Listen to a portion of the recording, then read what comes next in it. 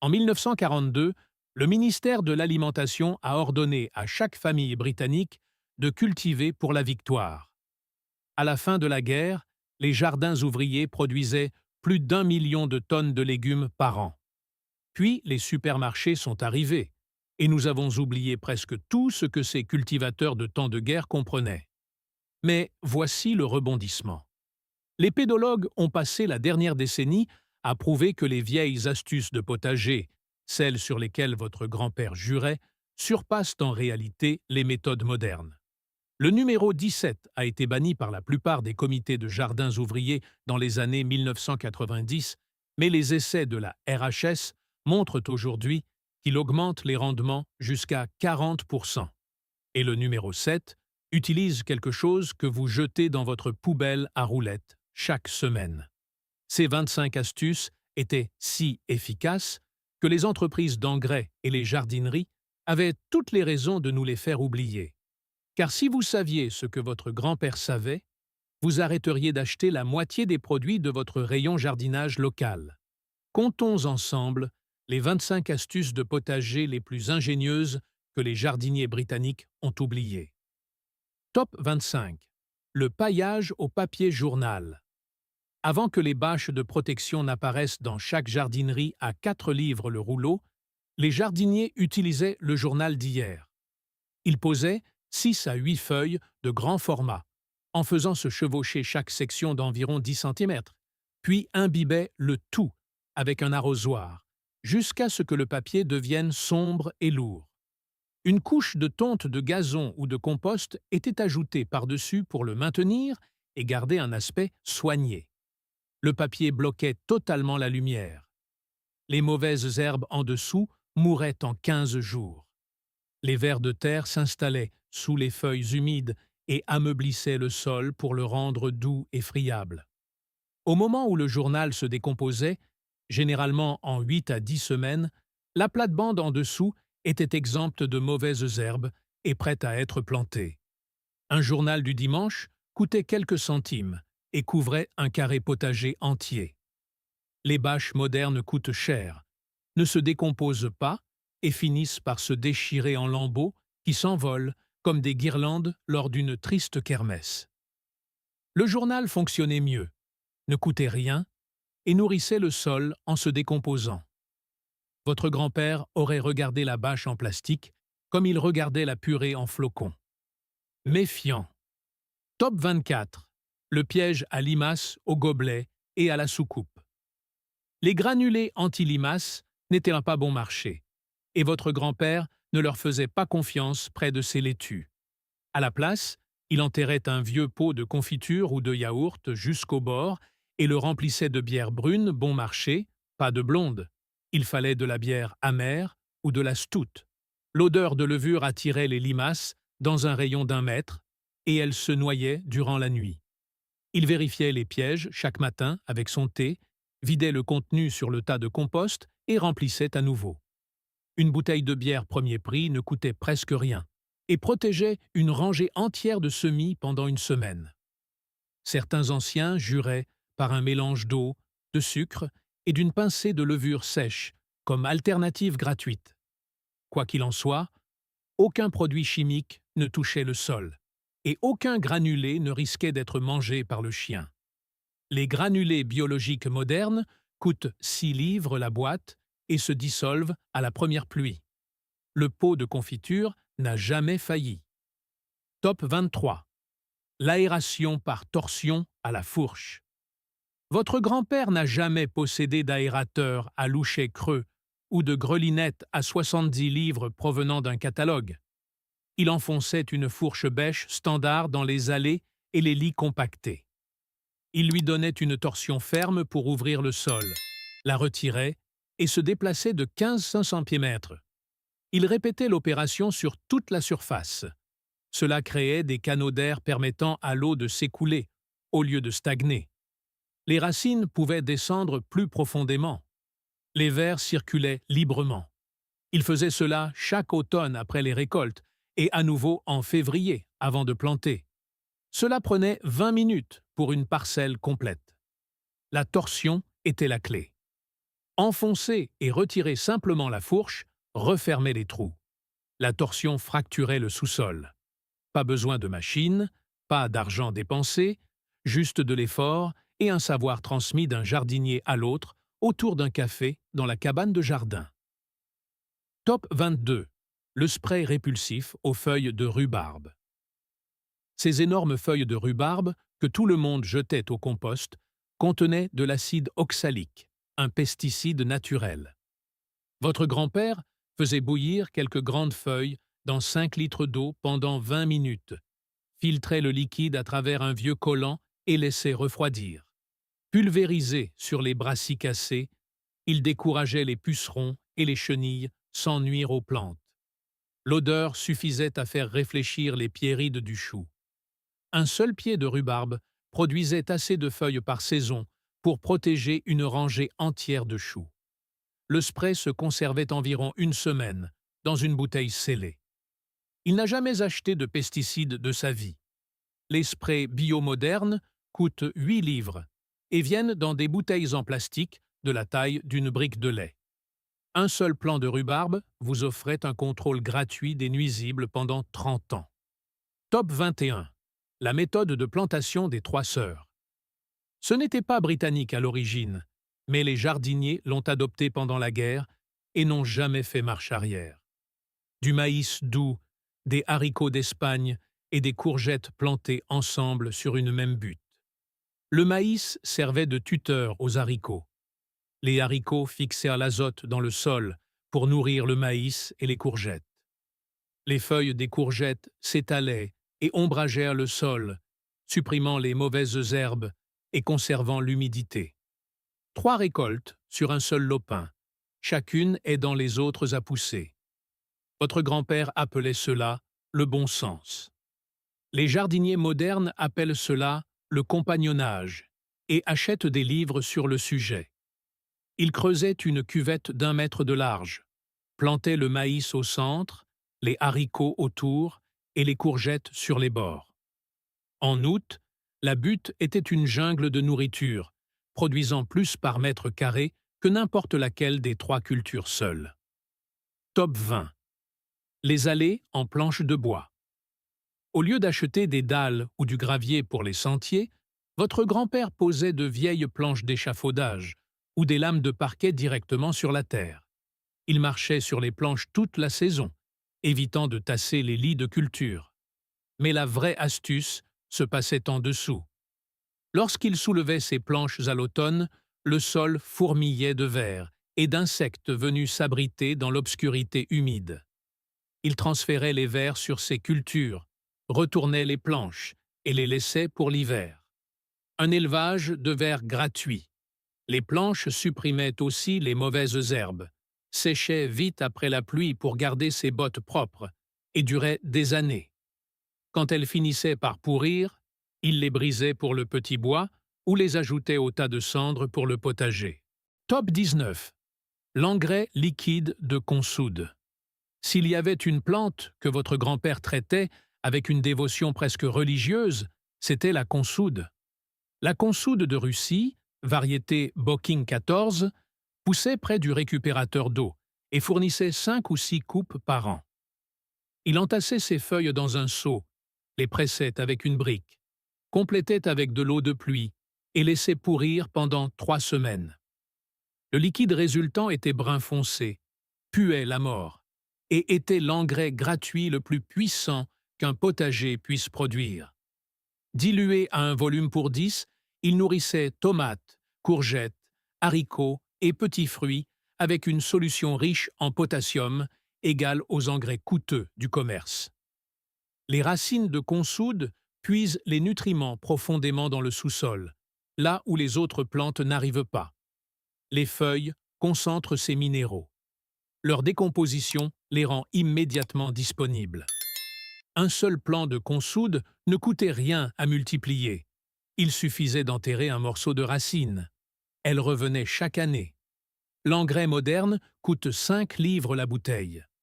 La consoude nourrissait tout un jardin gratuitement, année après année. Top 18. La technique du faux semis. C'était de la pure patience, et votre grand-père en avait à revendre.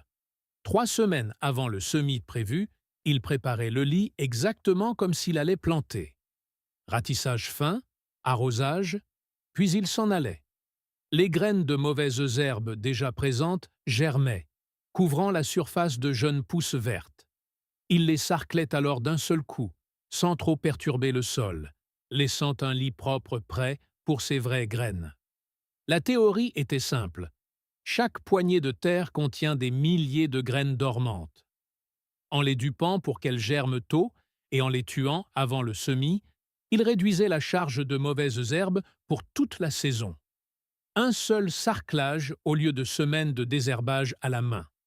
Les jardiniers modernes sèment directement et passent l'été à genoux à se demander pourquoi les herbes gagnent.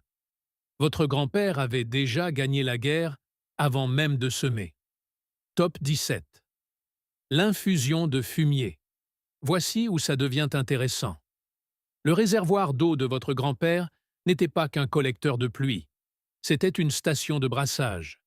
Il jetait un sac en toile de jute, rempli de fumier de cheval bien décomposé, dans le réservoir et le laissait infuser comme une tasse de thé géante. Après une semaine, l'eau prenait la couleur d'une bière forte et sentait en conséquence. Ce thé de fumier était dilué et utilisé pour tout.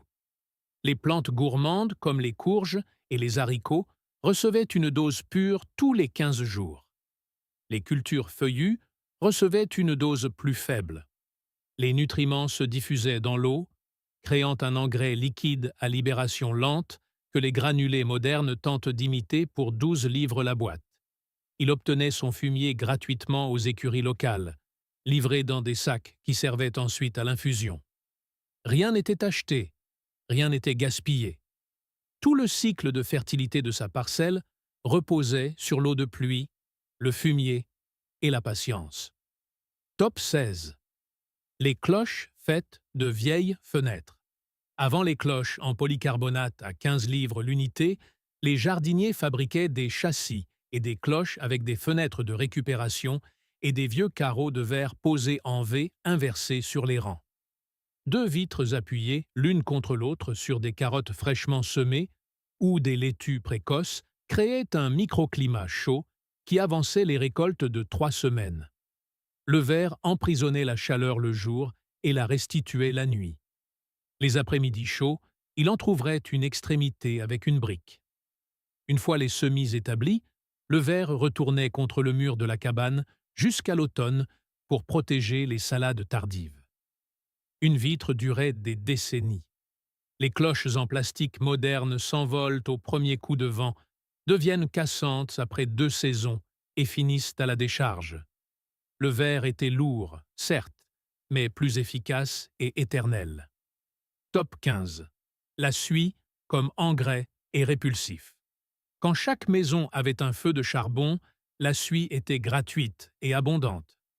Votre grand-père la récupérait de la cheminée, la stockait dans de vieux seaux pendant au moins 3 mois pour évacuer les composés soufrés nocifs, puis incorporait la suie vieillie au rang d'oignons et de carottes. La poudre noire réchauffait le sol en absorbant la lumière, ajoutait de l'azote et des oligo-éléments et décourageait la mouche de la carotte, car l'odeur forte masquait celle de la plante. Un seau suffisait pour une rangée. Les traces de limaces dans la suie lui indiquaient d'où venaient les nuisibles. Certains anciens saupoudraient de la suie autour des tiges de chou pour éloigner la mouche du chou. C'était à la fois un pesticide, un engrais et un amendement gratuit. Quand le chauffage central a remplacé le charbon, l'approvisionnement a tari et le savoir s'est perdu. Top 14. Récolter ses graines dans des sacs en papier brun. Votre grand-père n'achetait jamais 2 fois le même paquet de haricots. En fin de saison, il laissait les meilleures gousses sur les plants les plus vigoureux, jusqu'à ce qu'elles sèchent sur pied, produisant un cliquetis. Il les cueillait, écossait les graines sur du journal, les séchait 1 semaine dans la cabane et les stockait dans des sacs en papier étiquetés suspendus à un clou. Le papier respirait. Les graines restaient sèches. L'humidité ne pouvait pas s'accumuler et causaient de moisissures comme dans les bocaux ou sacs plastiques. Il possédait des variétés transmises de parcelle en parcelle depuis des décennies, adaptées au sol et au climat locaux. Ces variétés paysannes surpassaient souvent les graines commerciales car elles avaient été sélectionnées par des années de culture dans les mêmes conditions. Un sachet de graines coûte 3,50 livres aujourd'hui. Votre grand-père n'avait pas acheté de graines depuis 1965. Les siennes étaient meilleures que n'importe quel catalogue. Top 13. L'enterrement direct des déchets de cuisine. Avant que les bacs à compost ne deviennent un objet commandé à la mairie, votre grand-père creusait une tranchée entre ses rangs chaque automne et y versait ses déchets bruts. Épluchures, feuilles de thé, coquilles d'œufs, tout y passait. Il recouvrait la tranchée avec la terre et laissait reposer l'hiver. Au printemps, les vers et les organismes du sol avaient tout transformé en un humus riche et noir, pile là où les racines de la saison suivante s'installeraient. Pas de brassage, pas d'attente, pas besoin d'activateur de compost. Les nutriments allaient directement dans le sol à la bonne profondeur. Il appelait cela ses tranchées à haricots, car les haricots d'Espagne plantés là le mois de mai suivant produisaient des récoltes extraordinaires grâce à cette matière organique enterrée. Le compostage moderne semble complexe. Votre grand-père creusait un trou et y jetait ses restes. Top 12. La rotation des cultures sur 4 ans.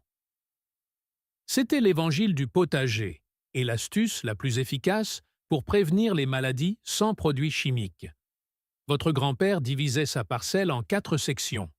Année 1, pommes de terre. Année 2, racines. Année 3, brassicacées. Année 4, légumineuses et oignons. Puis retour aux pommes de terre. Chaque groupe avait des besoins nutritifs différents et attirait des nuisibles différents. En les déplaçant, les maladies du sol comme la hernie du chou ou le mildiou ne s'installaient jamais. Les légumineuses fixaient l'azote que les pommes de terre gourmandes consommaient l'année suivante. Les choux suivaient ce lit riche en azote. Les racines suivaient les choux dans un sol assaini. Il gardait un carnet dans sa cabane avec un plan dessiné au crayon, mis à jour chaque printemps. Aucun pesticide ne valait ce qu'une simple rotation accomplissait gratuitement. Les jardiniers modernes cultivent des tomates au même endroit pendant 10 ans et s'étonnent du mildiou. Top 11. Le recyclage de l'eau de vaisselle, place à la controverse. Votre grand-père arrosait avec l'eau de vaisselle et personne ne s'en offusquait. L'eau grise savonneuse de l'évier, si elle n'était pas trop grasse, allait directement au potager via un seau. Le savon doux aidait l'eau à pénétrer la terre sèche en réduisant la tension superficielle, et le peu de graisse nourrissait les bactéries du sol. Lors des restrictions d'arrosage, sa parcelle restait verte, tandis que celle des voisins craquait et flétrissait. Les comités ont banni cette pratique dans les années 90 pour des raisons d'hygiène. Mais des recherches récentes de l'Université de Sheffield ont montré que l'eau grise sur les cultures ne présentait pas d'augmentation significative de bactéries nocives et améliorait la structure des sols argileux. Votre grand-père recyclait l'eau des décennies avant que ce soit à la mode. Il appelait simplement cela « ne pas être idiot ». Top 10. L'engrais vert pendant l'hiver. Après les récoltes d'été, votre grand-père ne laissait pas le sol nu exposé aux pluies d'hiver. Il dispersait une poignée de graines de févrole ou de trèfle incarnat sur les lits vides. En décembre, un tapis vert protégeait le sol de l'érosion, étouffait les mauvaises herbes et fixait l'azote atmosphérique. En mars, il fauchait cette verdure, l'incorporait au premier centimètre de terre et attendait 15 jours avant de planter. La décomposition libérait l'azote stocké pour les nouvelles cultures. Un sac de graines ne coûtait presque rien. Un sol nu en hiver perd jusqu'à 25% de son azote par lessivage. Votre grand-père gardait chaque atome de fertilité exactement là où il fallait. Top 9. Le compagnonnage avec les œillets d'Inde. Tout jardinier expérimenté plantait une rangée d'œillets d'Inde en bordure des tomates. Pas pour faire joli. Les racines libèrent de l'alpha-tertiényl, qui supprime les nématodes à gales. En surface, leur odeur forte déroute les alerodes et les pucerons, réduisant la pression sur les cultures voisines. Les études de la station de recherche de Wellsbourne ont confirmé ce que les jardiniers savaient depuis des générations. Un sachet de graines à 10 centimes protégeait une rangée entière de tomates plus efficacement que n'importe quel spray. Top 8. De l'eau de pluie, uniquement pour les tomates. Votre grand-père insistait. Les tomates ne s'arrosent qu'avec l'eau du tonneau, jamais celle du robinet. Il avait raison, l'eau du robinet contient du chlore qui tue les microbes bénéfiques du sol. L'eau de pluie est légèrement acide, ce que les tomates préfèrent, et sans le calcaire qui cause la nécrose apicale dans les régions à eau dure. Il remplissait son arrosoir le matin et le laissait au soleil 1 heure pour que l'eau ne soit pas glacée sur les racines. L'eau froide choque les plants et ralentit la fructification. Cette discipline simple, eau de pluie, température ambiante, régularité, produisait des grappes plus lourdes que n'importe quel engrais seul. Top 7.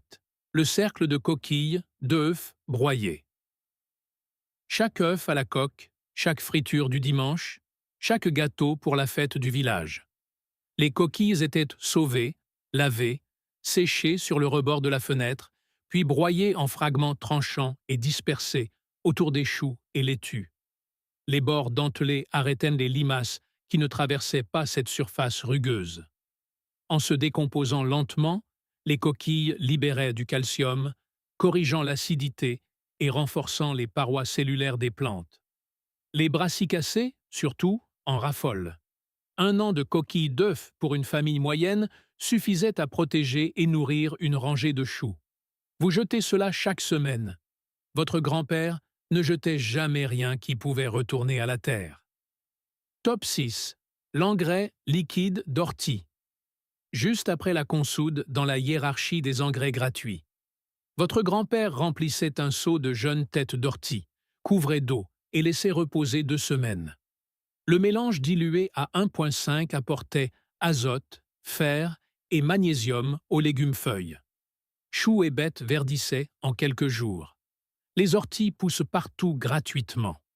Le seul coût était une paire de gants et une tolérance pour l'odeur absolument épouvantable du breuvage.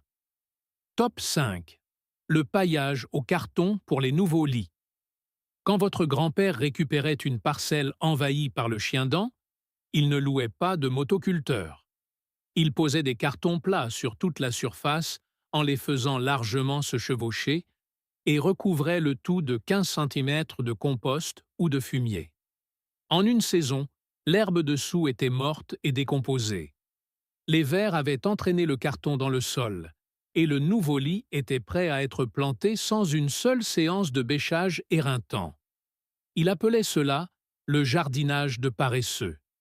Les défenseurs du non-labour enseignent aujourd'hui cela comme une révolution.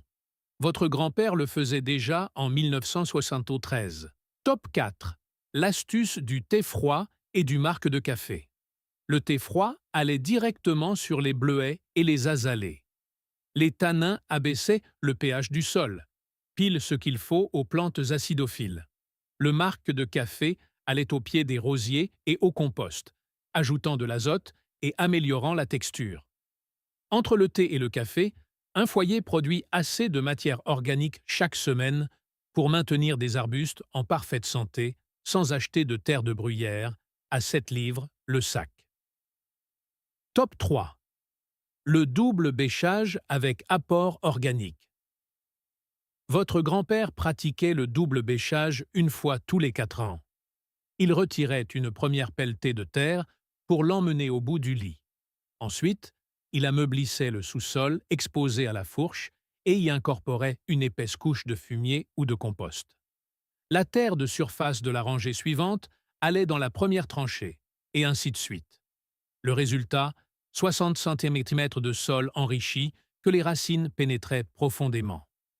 En essai RHS, Les récoltes étaient supérieures de 30 à 40% par rapport au lit peu profond.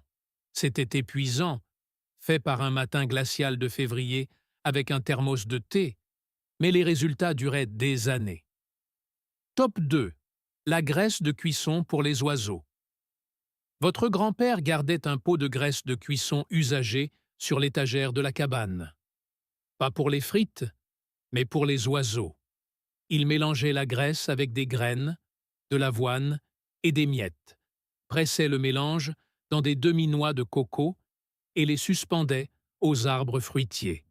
Les oiseaux nourris tout l'hiver le remerciaient en été en mangeant chenilles, pucerons et limaces. Une famille de mésanges consomme jusqu'à 10 000 chenilles pour une seule couvée. Votre grand-père pratiquait la gestion intégrée des ravageurs 30 ans avant que le terme n'existe. Il disait simplement qu'il aimait entendre les oiseaux chanter pendant qu'il bêchait. Top 1. La transmission. La plus grande astuce de toutes n'a jamais été écrite.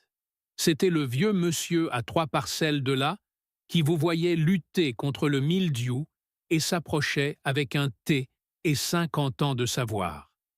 Il vous parlait de rotation, vous montrait la consoude, vous donnait un sachet de graines de haricots d'une variété présente sur le site depuis 1958. Il ne vous facturait rien, il ne vous vendait rien. Il parlait, tout simplement. Et si vous étiez malin, vous l'écoutiez. Ce réseau de connaissances, ces discussions dans les cabanes, ces échanges de graines au robinet, c'était cela la véritable infrastructure du jardin ouvrier britannique. Cela ne coûtait rien et valait tout l'or du monde. Nous l'avons perdu quand les listes d'attente ont grandi et que les parcelles se sont remplies de gens apprenant sur YouTube plutôt qu'auprès du voisin. Les astuces de cette liste fonctionnent, absolument toutes, mais elles fonctionnent mieux quand on les partage autour d'un thé, les mains sales. Voici mon défi. Essayez-en une cette semaine. Une seule. L'engrais de consoude, le faux semis, le paillage au journal ou la tranchée à haricots. Puis, revenez me dire si votre grand-père était juste vieux jeu ou s'il savait des choses que les jardineries vous cachent. Partagez celles que vous allez tester dans les commentaires. Je veux savoir si le cercle de coquilles d'œufs reçoit plus d'amour que le purin d'ortie. Je veux voir si d'autres grands-pères gardaient de la graisse pour les oiseaux. Car ce n'était pas que des trucs de jardin, c'était une sagesse qu'une industrie entière voulait nous faire oublier. Votre grand-père savait. Maintenant, vous savez aussi. Si ces secrets oubliés ont changé votre regard sur le sol de votre jardin, abonnez-vous et aimez la chaîne. Nous déterrons l'histoire qu'ils ont essayé d'ensevelir. Cultivons l'avenir ensemble. Le prochain trésor de sagesse s'ouvrira bientôt.